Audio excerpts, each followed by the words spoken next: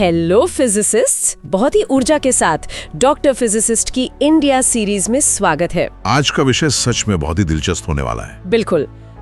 उम्मीद है सभी लोग तैयार हैं, क्योंकि आज की इस गहरी चर्चा में हम पूरी तरह से भारतीय दृष्टिकोण से पश्चिमी एशिया के मौजूदा तनाव का एक बहुत ही गहन विश्लेषण करने वाले हैं। सही कहा, क्योंकि ईरान, अमेरिका और इजराइल के बीच जो कूटनीतिक और सैन्य उथल-पुथल मची है ना, उसने ग्लोबल एनर्जी मार्केट में एक भारी हड़कंप मचा दिया है। हाँ, और खासकर स्ट्रेट ऑफ हॉर्मुज की जो नाकेबंदी हुई है, उसने इस पूरे क्षेत्र को एक ग्लोबल फ्लैश पॉइंट बना दिया है।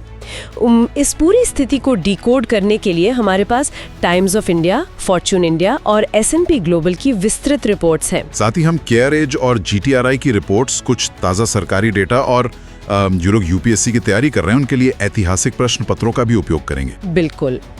तो हमारा मिशन ये समझना है कि इस भू राजनीतिक संकट का भारत की ऊर्जा सुरक्षा, एक आम भारतीय परिवार के मासिक बजट और हमारे भविष्य की रणनीतियों पर क्या असर पड़ रहा है। देखिए, इस पूरे परिदृश्य को अगर हम सिर्फ एक हेडलाइन की तरह ना देखकर सप्लाई चेन की नजर से देखें ना, तो स्थिति की गंभीरता समझ में आती है। मतलब जैसे मान लीजिए कि दुनिया का सबसे व्यस्त और इकलौता टोल प्लाजा अचानक से बंद हो जाए तो क्या होगा? हाँ, पूरी सप्लाई चेन ठप हो जाएगी। और यहाँ जो बात सबसे दिलचस्प है ना, वो ये है कि हॉर्मुज जलडमरू मध्य से दुनिया का 20% कच्चा तेल गुजरता है। अरे बाप रे, 20%? बिल्कुल। और लगभग 30% लिक्विफाइड नेचुरल गैस यानी LNG भी वहीं से निकलता है। हाँ। और हम जानते हैं कि भारत अपनी जरूरत का 88% कच्चा तेल आयात करता है। यानी हमारी इंपोर्ट डिपेंडेंसी बहुत ज्यादा है। सही कहा। और इस आयात होने वाले तेल का 50 से 55% कच्चा तेल और करीब 68.4% LNG सीधे इसी पतले से रास्ते से होकर आता है। और शायद LPG भी ना, मैं पढ़ रही थी कि 46.9% घरेलू LPG भी वहीं से आती है। हाँ, एकदम सटीक आंकड़ा है। तो अब सोचिए, जब ईरान की तरफ से व्यापारिक जहाजों पर हमले होते हैं या ड्रोन स्ट्राइक्स होती हैं, तो क्या होता है? बाजार में एक खौफ पैदा होता है, माल ढुलाई रुकने लगती है। बिल्कुल। S&P ग्लोबल की रिपोर्ट स्पष्ट रूप से बताती है कि इस तनाव के शुरू होते ही ब्रेंट क्रूड ऑयल 9% उछल गया। लगभग $80 के पार चला गया था ना, बल्कि मैंने सुना है एक समय तो $120 प्रति बैरल तक भी पहुंच गया था। हाँ, और आप सोचिए, ये इतनी संकरी जगह है, अपने सबसे पतले बिंदु पर ये रास्ता सिर्फ 33 किलोमीटर चौड़ा है। लेकिन एक सवाल मेरे दिमाग में आ रहा है, क्या व्यापारिक जहाज कोई लंबा रास्ता यानी कोई ऑल्टरनेटिव डिटूर नहीं ले सकते? क्या ये समुद्र में पूरी तरह से एक डेड एंड है? देखिए, ये एक बहुत ही व्यावहारिक सवाल है, लेकिन समुद्र में सड़कों की तरह कोई साइड लेन या गली नहीं होती जहां से आप ट्रैफिक जैम से बचकर निकल जाएं। अच्छा, मतलब वहां से निकलने का और कोई रास्ता ही नहीं है। फारस की खाड़ी भौगोलिक रूप से एक बंद थैले की तरह है और हॉर्मुज उसका इकलौता खुला हुआ मुंह है। अगर जहाजों को सऊदी अरब या कतर से तेल लेना है तो उन्हें यहीं से अंदर जाना होगा और यहीं से बाहर आना होगा। और हाल ही में ओमान तट के पास जो थाई कार्गो शिप मयूरी नारी पर हमला हुआ, हाँ, जिसमें भारतीय क्रू सदस्य लापता हो गए थे, उसने एक मनोवैज्ञानिक और वित्तीय खौफ पैदा कर दिया है। वित्तीय खौफ से आपका मतलब मरीन इंश्योरेंस के प्रीमियम से है? एकदम सही। जहाज कंपनियों को अब उस इलाके में जाने के लिए जो वॉर रिस्क प्रीमियम देना पड़ रहा है, वो रातों रात आसमान छूने लगा है। और जाहिर है, जब लॉजिस्टिक्स का खर्च पड़ता है तो कच्चे तेल की लैंडेड कॉस्ट यानी भारत पहुंचने तक की कीमत अपने आप बढ़ जाती है। और यहीं पे अर्थशास्त्र का वो महत्वपूर्ण कॉन्सेप्ट आता है जो सिविल सेवाओं की तैयारी करने वाले छात्रों के लिए बहुत जरूरी है, इंपोर्ट डिपेंडेंसी या आयात निर्भरता। तो अगर हम इस चेन को समझें तो इसका सीधा मतलब है कि जब भी हॉर्मोन्स जैसे चोक पॉइंट पर कोई हलचल होती है तो देश का चालू खाता घाटा यानी करंट अकाउंट डेफिसिट खतरे में पड़ जाता है।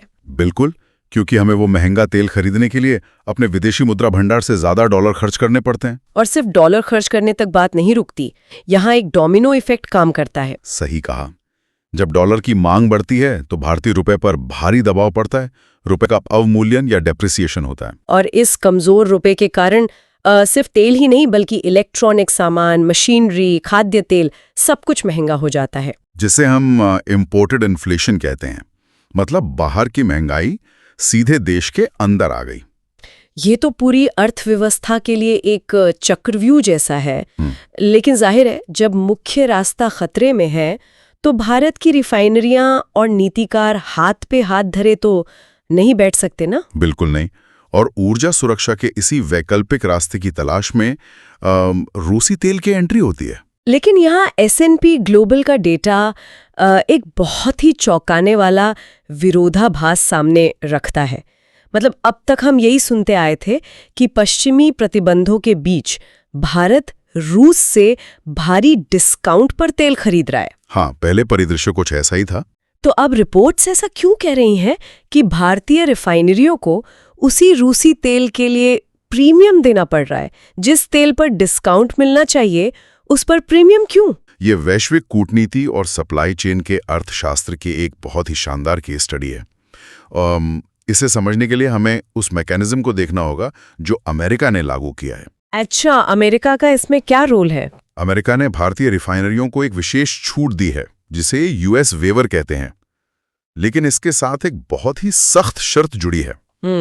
कैसी शर्त? ये छूट सिर्फ 30 दिनों के लिए है और ये केवल उन रूसी तेल के जहाज़ों पर लागू होती है जो 5 मार्च 2026 से पहले ही बंदरगाहों से लोड होकर समुद्र में निकल चुके थे। एक मिनट, यहाँ एक तकनीकी पहलू आता है।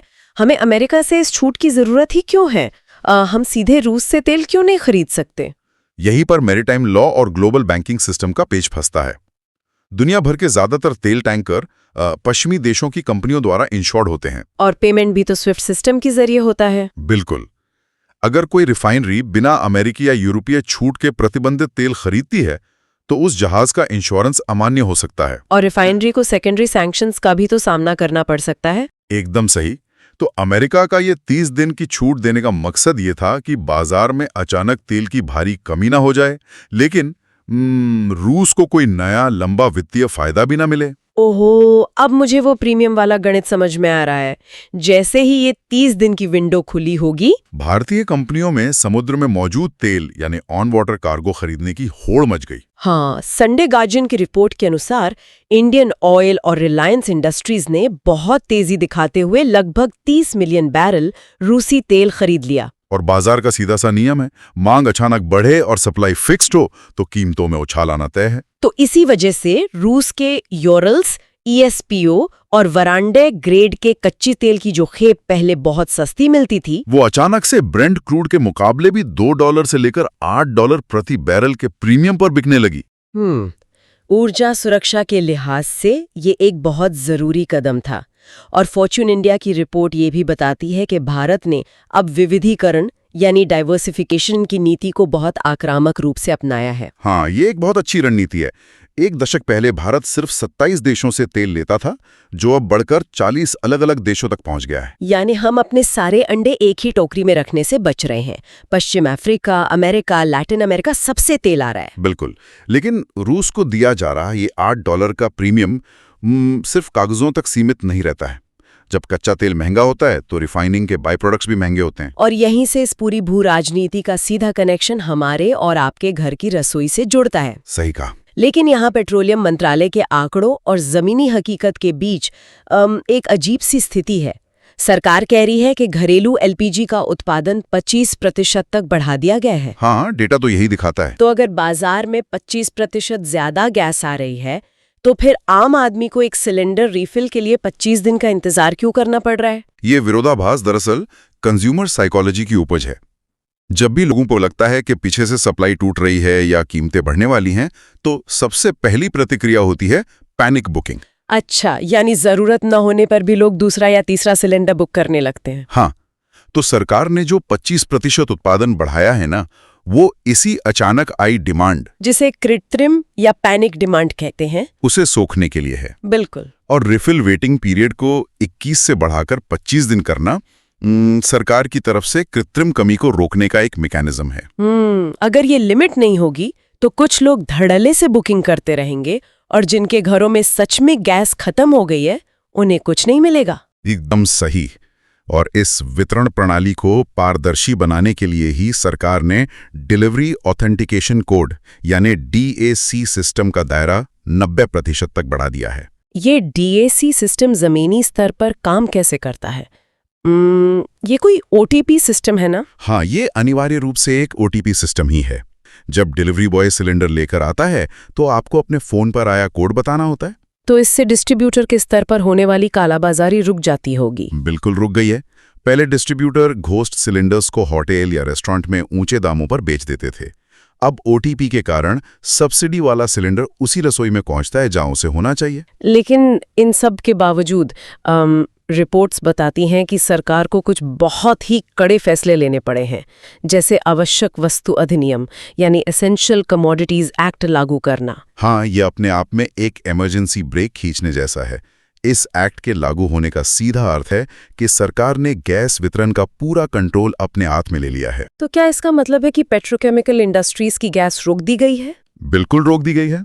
जो गैर प्राथमिकता वाले गैस आधारित पावर प्लांट्स थे, उनकी सप्लाई काटकर 100% गैस अब सीधे घरेलू एलपीजी और सीएनजी के लिए डाइवर्ट की जा रही है। फिर भी मध्यम वर्ग के मासिक बजट पर इसके भारी चोट तो पड़ ही रही है।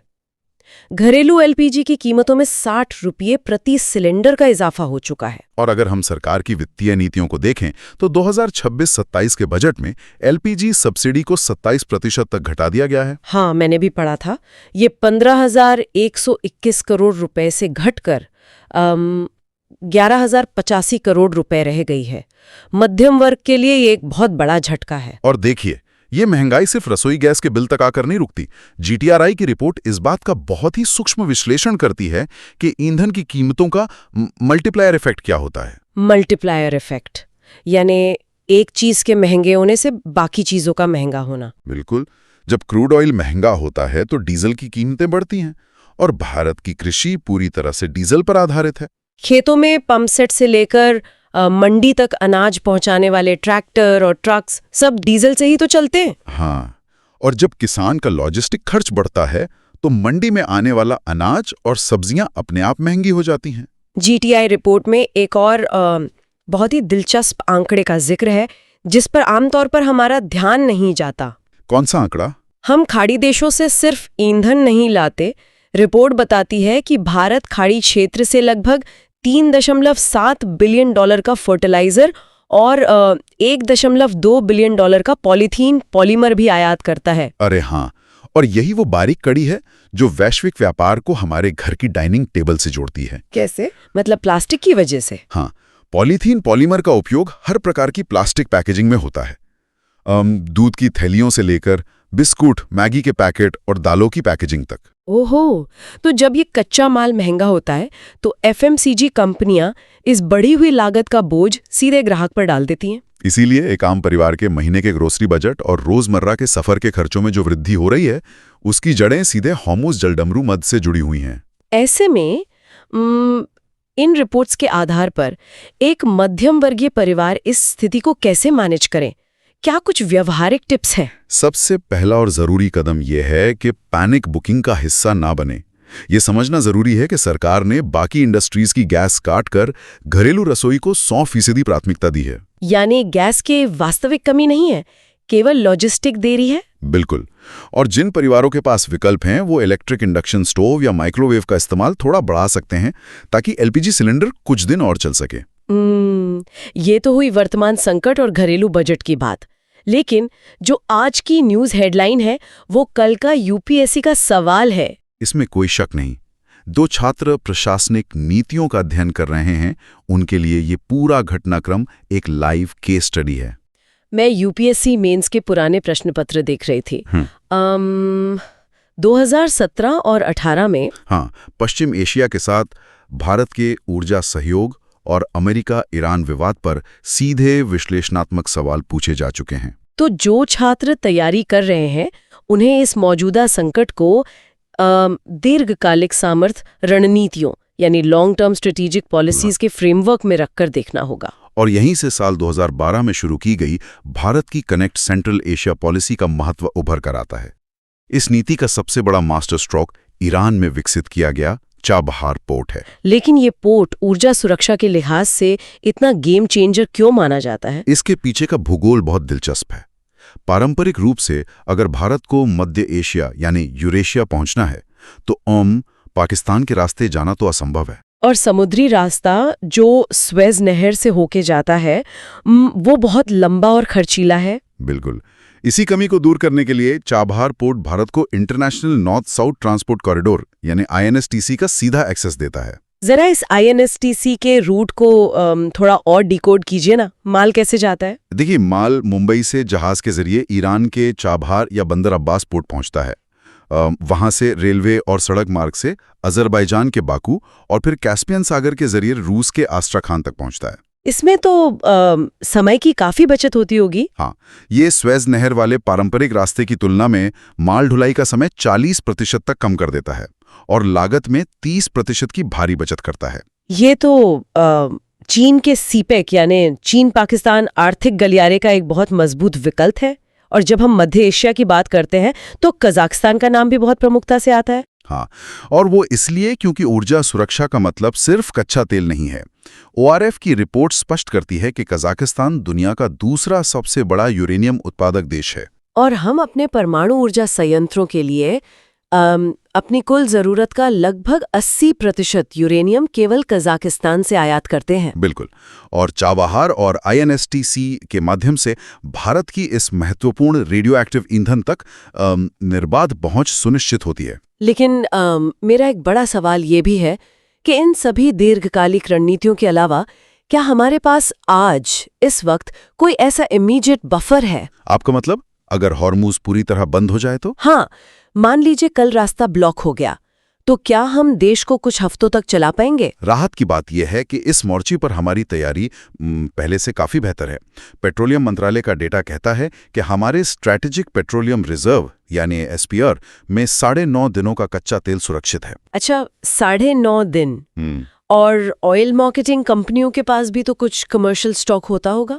बिल्कुल, उनके पास रिफाइनरी टैंकों और ट्रांजिट में 64.5 दिनों का कमर्शियल स्टॉक मौजूद है। मतलब इसे अगर हम आम भाषा में समझें, मान लीजिए आपके इलाके की म्यूनिसिपल पानी की सप्लाई 3 दिन के लिए कट जाए। हाँ, तो घर की छत पर रखी पानी की टंकी आपका SPR का काम करेगी और किचन में बाल्टियों में भरकर रखा गया पानी हमारा कमर्शियल स्टॉक हो गया। ये एनालॉजी स्थिति को बिल्कुल सटीक रूप से समझाती है।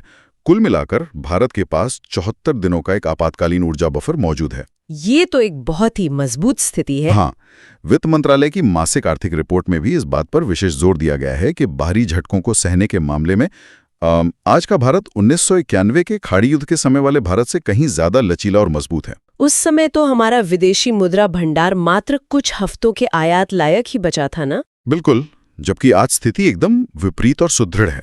तो अगर हम इस डेटा समृद्ध चर्चा को समेटें तो हमने देखा कि 33 किलोमीटर चौड़ी हॉर्मुज पट्टी दुनिया की सप्लाई चेन का कितना बड़ा चोक पॉइंट है। और हमने US वीवर और स्पॉट मार्केट की उस पेचीदगी को भी समझा जिसकी वजह से हमें रूसी तेल पर $8 का प्रीमियम देना पड़ रहा है। साथ ही हमने इसका जमीनी असर भी देखा। आवश्यक वस्तु अधिनियम का लागू होना, घरेलू LPG पर 25 दिन का वेटिंग पीरियड और फर्टिलाइजर से लेकर पॉलीथीन पैकेजिंग तक का महंगा होना, सब एक ही चेन का हिस्सा है। और अंत में हमने UPSC के फ्रेमवर्क के जरिए चाबहार पोर्ट और INSTC के उस लॉजिस्टिक तंत्र को समझा जो हमारी दीर्घकालिक ऊर्जा आपूर्ति की रीढ़ है। इस पूरे तस्वीर को देखने के बाद एक बहुत ही विचारोत्तेजक सवाल उभर कर सामने आता है। क्या होगा अगर मिडिल ईस्ट का ये तनाव कुछ महीनों का संकट ना रहकर हमेशा के लिए ग्लोबल सप्लाई चेन का एक न्यू नॉर्मल बन जाए? ये एक बहुत ही गंभीर विषय है जिस पर सोचना होगा। बिल्कुल, क्योंकि इस स्रोत सामग्री में भारत के पूर्व G20 शेरपा अमिताभ कांत का एक बहुत ही दिलचस्प बयान है। उनका विश्लेषण है कि ये जो भू राजनीतिक मजबूरी है, ये भारत के लिए दुनिया का सबसे बड़ा क्लीन एनर्जी एक्सपोर्टर बनने का एक ऐतिहासिक अवसर हो सकता है। यानी अत्यधिक महंगे जीवाश्म ईंधन का ये दबाव हमें तय समय से बहुत पहले ही ग्रीन एनर्जी क्रांति की ओर धकेल सकता है। लेकिन इसके बिल्कुल विपरीत अर्थशास्त्री प्रियंका किशोर की एक चेतावनी भी हमारी चर्चा का हिस्सा है। उन्होंने सवाल उठाया है कि क्या हम एक ऐसे भविष्य की ओर बढ़ रहे हैं जहां एनर्जी शॉर्टेज और डिमांड राशनिंग हमारी रोजमर्रा की जिंदगी का हिस्सा बन जाएंगे? यानी क्या एक समाज के रूप में हमें भविष्य में अपनी ऊर्जा खपत में कटौती करके जीना सीखना होगा? एकदम। और ये दोनों ही दृष्टांत भारत के भविष्य की दिशा तय करने वाले हैं।